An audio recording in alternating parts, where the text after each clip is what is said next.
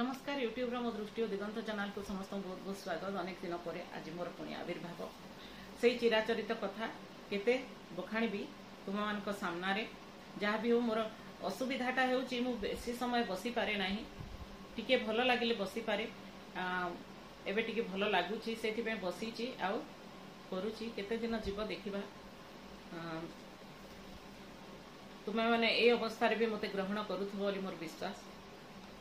आज पढ़ा आम सरह सुंदरी कविताटी तुमर माने +2 सेकेंड इयर जहाँ द्वितीय कविता। प्रथम कविताटी थिला परशुराम भेट बलराम दासंकर, ताहा भी पंचसखा जुगर जड़े कवि से बलराम दास। आज भी जो कविताटी पढ़ा तार रचयिता मध्य होचंती पंचसखा जुगर कवि अच्युतानंद दासंकर कविता। अच्युतानंद दास को किए न जाने तत्वदर्शी जड़े तत्वदर्शी सिद्ध साधक हेउचंती अच्युतानंद दास एवं हरिवंशर रचयिता भाव से ओडिशार पुरपल्ली रे विख्यात। तेबे ख्रीष्टीय 16 शताब्दी आरंभ सप्तदश शताब्दी मध्यकाल पर्यंत यही पंचसखा जुगर व्याप्ति। आरंभ रे उत्कलीय पंचसखा सेमानकर प्रचारित भक्तिधारा को लोकप्रिय करबा निमंते अनेक गुड़ाए ग्रंथ रचना करिसंती। ओडिशार पुरपल्ली रे प्रसिद्धि अर्जन करितबा सेही पंचसखा जुगर कवि मानक मध्यरु अच्युतानंद दास मध्य अन्यतम। अच्युत मालिका कहले समस्त बुझंती। आउ एमिति भी प्रवाद अछि माने पर्वत शिखरे पछे पद्म फुटिबो किंतु अच्युत वचन केबे आन हेबो नाही। अच्युत वचन केबे आन नहिबो। माने मालिका रे जहा सब लिपिबद्ध होइकी रहिछ। अच्युतानंद दास से सिद्ध पुरुष थिले। से तांकर मालिका वचन रे अच्युत मालिका रे जहा सब लिपिबद्ध करी जाइछंती ताहा केबे मध्य अन्यथा हुए नहीं। जहाँ सब से कही से मालिका रे ताहा धीरे धीरे माने सत्य रे रूपांतरित हेउची अने जानिछंती मध्य। तेबे एही सिद्ध साधकंकर आविर्भाव तो हुए एही पंचसखा जुगरे। तेबे तांकर पितांकर नाम तिलकणा ग्राम रे कटक जिल्लार नेमाळ निकटवर्ती तिलकणा ग्राम रे तांकर जन्म। तांकर पितांकर नाम होची विश्वनाथ खुंटिया एवं माता होचंती पद्मावती देवी। तेबे उभय थिले खूब धर्मपरायण, जार कि माने प्रभाव पड़िथिला पितामातांकर प्रछन्न प्रभाव रहिथिला एई अच्युतानंद दासंक उपरे मध्य। से मध्य पिलाटी कालर थिले धर्मपरायण, किंतु तांकर बाल्य समय सेमिति माने गोटे प्रकार निरस थिला कहले अत्युक्ति हेबो नाही। पाठ पढ़ारे तांकर प्रायतः मन लागु नथिला, किंतु धीरे धीरे से पाठ पढ़ा प्रति मध्य टिके आसक्त हेले। आउ निजर पितांक सह थरे से पुरी जाइथिले। आउ सेही समय रे से श्री चैतन्य संस्पर्श रे आसीथिले। आउ सेही समय ठारू ही से श्री चैतन्य ठारू वैष्णव धर्म ग्रहण करथिले। आउ तांकर सेही बालक अच्युतानंद ठारे श्री चैतन्य देखि पारिथिले तांकर असाधारण प्रतिभा, जहाँकि से तांको श्री चैतन्य सनातन गोस्वामी द्वारा मध्य तांको दीक्षित कराइथिले। तांकरी श्री चैतन्य निर्देश रे वैष्णव धर्म प्रचार को निजर व्रत भाव ग्रहण करनिथिले अच्युतानंद दास। तेबे से समय रे जो वैष्णव धर्म ओडिसा रे माने प्रचलित थिला, से वैष्णव धर्म पुनी दुईटी भाग रे विभक्त होइतिला। गोटे होची उत्कलीय वैष्णव धर्म आ गोटे होची गौड़ीय वैष्णव धर्म। तेबे उत्कलीय वैष्णव धर्मर धर्मावलंबी माने श्री जगन्नाथ को निजर आराध्य देवता भाव ग्रहण करिथिबा बेले गौड़ीय वैष्णव धर्मावलंबी माने श्रीकृष्ण को निजर आराध्य भाव ग्रहण करथिले। किंतु श्री चैतन्य निर्देश रे वैष्णव धर्म को पाथेय करी व्रत भाव ग्रहण करी से धर्म को प्रचार करिबारे लागि पड़िथिले अच्युतानंद दास, जे कि उत्कलीय धर्म प्रचार करुथिले। से जहाँ सब लिखिछंती से सब हेउची अच्युतानंद गीता, विभिन्न संहिता, पुराण, मालिका सब ए सब लिखिछंती। से गुड़िक मध्य शून्य संहिता, गुरु भक्ति गीता, क्षेत्र महात्म्य, हरिवंश, अष्टगुज्जरी और बहु राहस, विभिन्न प्रकार राहस ये सब होची प्रणिधान योग्य। ये सब रचना माध्यम से ओडिशार जन जीवन को बहु मात्रा प्रभावित करि पारिथिले। आउ तांकर बहुत जनप्रिय लोक साहित्य मध्य रहिछि। आगत भविष्य मालिका, गोपालंक ओगाळ, लौड़ी खेल, आउ तांकर ए जो अच्युत मालिका, यही सब होची तांकर प्रसिद्ध रचना। ये जो सरह सुंदरी कविताटी आमे पढ़िबा, एहा तांकर हरिवंश काव्यर तृतीय खंडर हला मन रखिबो।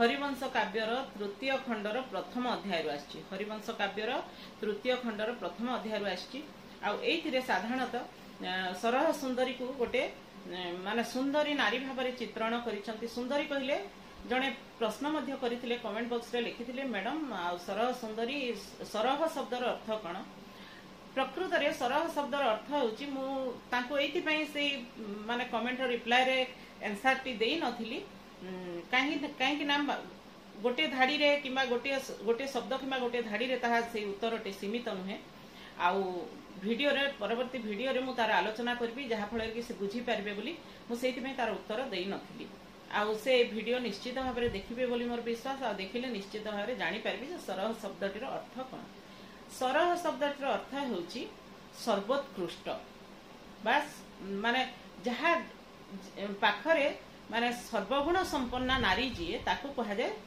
सरह सुंदरी सर्वगुण संपन्ना बुझेला सब गुण ताठारे पूरी रहितबो आ सरह सुंदरी एभली एक व्यक्तित्व थिला जहा पाखरे कि समस्त गुण पूरी रहितिला गोटे नारी पाखरे जेते सब गुण रहिबा कथा से सब गुण ता पाखरे थिला आउ देखिबा को तो से सुंदरी नथिला तुमाने जानि कविताटी पढिले जानिबो जे से देखिबा को बुढ़ी थिला तार पाचिला बाळ हे बाळ सब पाची जाइथिला धळा दिसी जाउथिला किंतु तार वेशभूषा रे से माने आडंबर रहिथिला आडंबर कहले नारी सुलभ जो सौंदर्य प्रति आकर्षण विभिन्न अलंकार धारण मान फूल लगेबा एई भली पुष्प धारण ए सब प्रति जो आसक्ति थाए तार से सब आसक्ति थिला वृद्धा अवस्था प्राप्त हेतिले मध्य से सब जिंस प्रति तार आकर्षण थिला से सब से व्यवहार करूथला किंतु तथापि मध्य से देखिबा को सुंदरी नथिला किंतु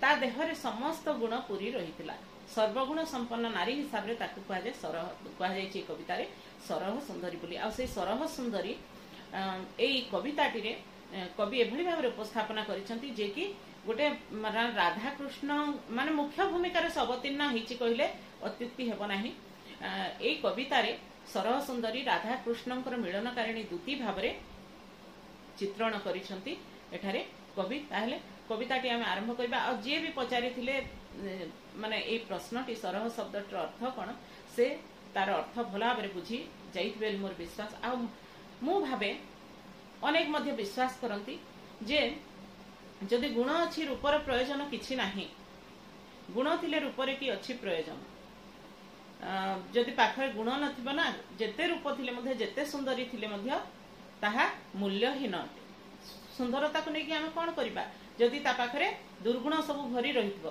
तेबे सरह सुंदरी एभली व्यक्तित्व थिला जा पाखरे कि सबु प्रकार गुण पूरी रहितला एभली कि से माने आबाल वृद्ध बनिता बालक ठारू वृद्ध पर्यंत समस्त सांगरे से मिसी पारुथला आउ समस्त घरे तार थिला अबाध प्रवेश तेबे आहुरी जहा सब नारी सुलभ गुण सब ता निकटरे स्पष्ट भाव प्रतिभात हेछि एई कविताटी सेही कारणरू एई कविताटी ताकू सरह सुंदरी नामकरण करा जायछि कविताटर नामकरण मध्य सरह सुंदरी हेछि तेबे आलोचना करबा कविताटी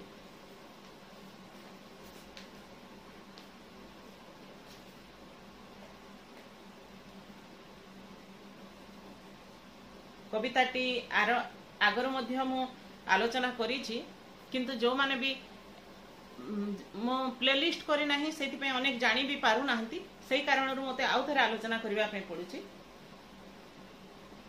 एसनेक से समय भाषा एटा पंचसखा जुगर भाषा एसनक समय बेनी घड़ी राती नंदर मंदिर आसी मिलिला सरह सुंदरी दूती श्रीकृष्ण जन्मोत्सव चली पालन चली नंदराजा तांको घरे श्रीकृष्ण जन्म दिन उत्सव पालन करुचंती से समय सरह सुंदरी उपस्थिति हेछि घटी एठारे प्रारंभ होइछंती एसनक समय बेनी घड़ी राती 2 घड़ी समय हेछि राती 2 बाजिछि से समय रे मध्य नंद घरे उत्सव चली उत्सवर माहौल चली माने राज्यर समस्त प्रजागण तांकर सपरिवार सेठारे उपस्थित होइछंती श्रीकृष्णंकर उत्सव रे समस्त सम्मिलित होइछंती आउ श्रीकृष्ण को आशीर्वाद करुछंती माने बालक जो श्रीकृष्ण छोट छुआटी थिले छोट शिशुटी थिले तांको समस्ते आशीर्वाद करुचंती।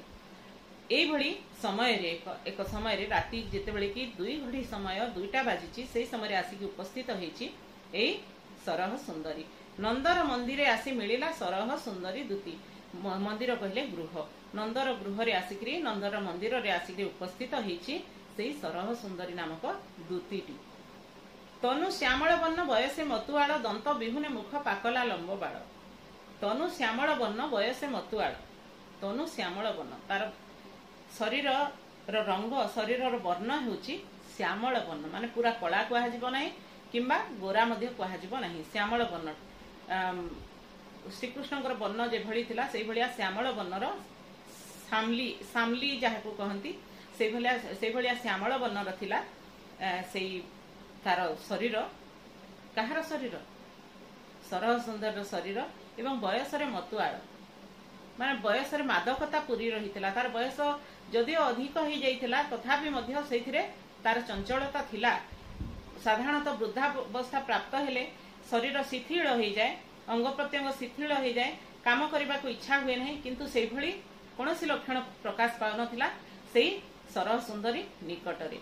से सेतेबेले भी चंचल थिला। बयसे मतुआल दंत विहुने मुख, दांत नथिबा मुख केमिति देखा जाउथबो, माने पाकला मुख जहाँ मुहरे जहार पाटी रे गोटे भी दांत नथिबो से मुहटी जेमिति दिसे अबिकल सेमति दिसुथिला सरह सुंदर मुखमंडल। कहीं ता पाटी रे गोटे भी दांत नथिला। दंत विहीन मुख पाकला लंब बाळ। पाकला कहले पाचिला, पाचिला कहले बुझी पारुथबो धड़ा बाळ। बाळ पाची गले धड़ा हो जाए, कला बाळ धड़ा हो जाए। पाकला लंब बाळ, किंतु बाळ लंबा थिला।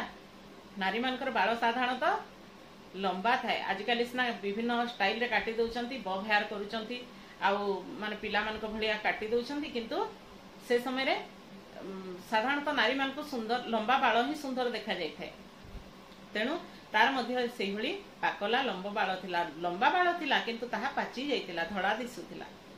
विद मुदी कंकण हस्तरे सुवर्ण बाही। से समय अलंकार सबुर वर्णना करिसंती एठारे कवि। विद मुदी कंकण हस्तरे सुवर्ण बाही। विद शब्दर से समय जो गोटे प्रकार अलंकार केउठारे पिंधंती मु ठीक जानी नाही, जदि अछि देखुची मु कहि दउची नाही। हां, विद बाहुर भूषण विशेष, बाहुरे पिंधुतिले, माने एई भलिया बाहुरे पिंधुतिले विद, हातरे पिंधुतिले मुदी, आंगुठी रे मुदी, कंकण, आउ एठी चूड़ी आमे जो जारे पिंधुछु से जारे कंकण पिंधुतिले।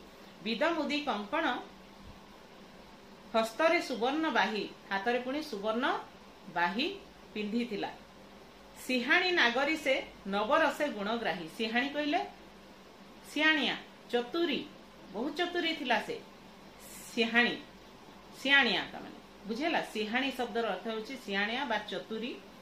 बहुत चतुरी नागरी से थिला, चतुरी स्त्री थिला। नागरी कहले स्त्री, चतुरी स्त्री थिला से एवं नवरस रे गुणग्राही थिला। नौटी जाक रस, नारी पाखरे 9टी रस मिलवा दुर्लभ अटे, किंतु सबु 9टी जाक रस ता पाखरे पूरी रही। क्यों सबु नवरस कौन सबु मने रखिबो, परीक्षा रे हुए तो पड़ी जाई पारे, मने रखिबो। आदि रस, करुण रस, रौद्र रस, हास्य रस, वीर रस, भयानक रस, विभत्स रस, अद्भुत रस, शांत रस, यही सबु को नेकरी नवरस गठित होइछि। नवरस रे से गुणग्राही थिला। सबु गुण 9टी जाक रसर गुण ता निकटरे पूरी रही थिला।